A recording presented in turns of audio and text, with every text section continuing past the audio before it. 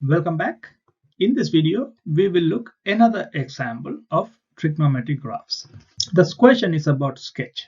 On the same axis, sketch the graph of y equal cos theta and y equal cos theta plus 3 in the range of minus 360 degree to plus 360 degree. The first one part is quite easy. Y equal cos theta, so it will be a typical cosine graph. The range is from minus 360 to plus 360. The maximum would be 1 and minus 1.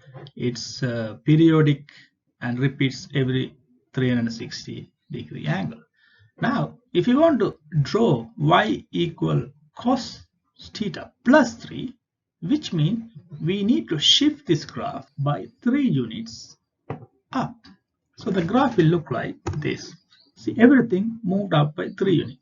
This is 1 plus 3 become 4. 1 plus this point goes to 4. This one goes to 4. This is minus 1. Minus 1 plus 3 is 2. So this graph is shifted. So this is the answer. This is y equal cos theta. This one is y equal cos theta plus 3. And if the equation is subtracting 3, you will shift this graph downwards. If it is plus, you will shift this graph upwards.